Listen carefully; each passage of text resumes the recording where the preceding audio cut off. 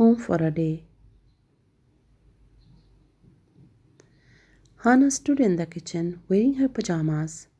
I have got itchy eyes, a runny nose, and I keep sneezing. I can't possibly go to school. Mom wasn't sure Hannah was telling the truth. Are you really ill? She asked. Or is there a spelling test today? Of course I am ill. Hannah waved a bin full of tissues at her. Mum sighed. Well, I can't stay home for work. I have an important meeting today. Dad will have to look after you instead. You must be very quiet, Dad told Hannah, opening his laptop. I have lots of work to do. Hannah snuggled under her duvet. She read comics to her hamster Chester. She thought about the spelling test they were doing at school that day. This is the life, she decided. Hannah had a lovely long snooze, and when she woke up, she felt a lot better. In fact, she hardly felt ill at all. The trouble was, now she felt bored. Dad! She yelled. Dad came rushing up the stairs.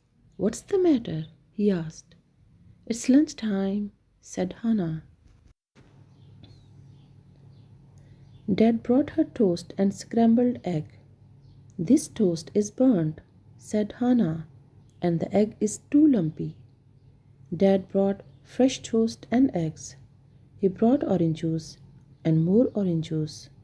He brought her a hot drink with lemon in. He brought her a plain biscuit to nibble. He was just settling back to work when, Dad, Hannah bellowed. What now? Asked Dad. I don't like this plain biscuit, said Hannah. I want a chocolate one. Hannah, you are supposed to be resting. You are not supposed to be asking for chocolate biscuits, said Dad. Please go to sleep. Hannah sighed. He's meant to be looking after me, she told Chester, and he won't even bring me a chocolate biscuit. She felt hungrier and hungrier. If I don't have a chocolate biscuit, she thought, I might faint. I'm sure if Dad knew that, he would let me have one. She decided to go downstairs and tell him. She put Chester in her pajama pocket so he could come too. When Hannah got downstairs, Dad was on the phone. I won't disturb him, Hannah decided, heading to the kitchen. She climbed onto a stool and reached for the chocolate biscuits. That's when she heard a funny noise. Hannah almost fell off her stool. The noise seemed to be coming from the door to the garden, so Hannah went to see. She opened the door, and a little black and white cat ran into the kitchen. Meow, it said. Hello, said Hannah, tickling its tummy. I'm going to call you Mittens. She decided to keep the cat. After all, Mittens obviously wanted to stay. She drank all the milk Hannah gave her and curled up happily in a bed made from Dad's jumper. We'd better keep you a secret, said Hannah. Dad doesn't like cats. He says they make him sneeze. Just then, Hannah heard footsteps. Dad was coming down the hall. Hannah hid the cat in a cupboard just as Dad came into the kitchen. Why aren't you in bed? He asked. Have you been eating chocolate biscuits? No, said Hannah. Look, they're on the shelf. Then Dad spotted his jumper. I was looking for that. He pulled it on. Now, Hannah, I want you to. Achoo! Achoo! Achoo! Dad's eyes were red, and he couldn't stop sneezing. Of course there was cat hair on his jumper. You must have caught my cold, said Hannah. Either that or there's a cat about, said Dad. He laughed. But that's just silly.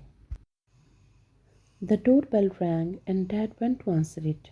Hannah checked on Mittens, but when Hannah opened the cupboard door, something terrible happened. Chester poked his head out of Hannah's pajamas pocket, and the cat saw him. Meow, went the cat. Squeak! Went Chester. Chester jumped to the floor. He went darting round the room, with the cat chasing him.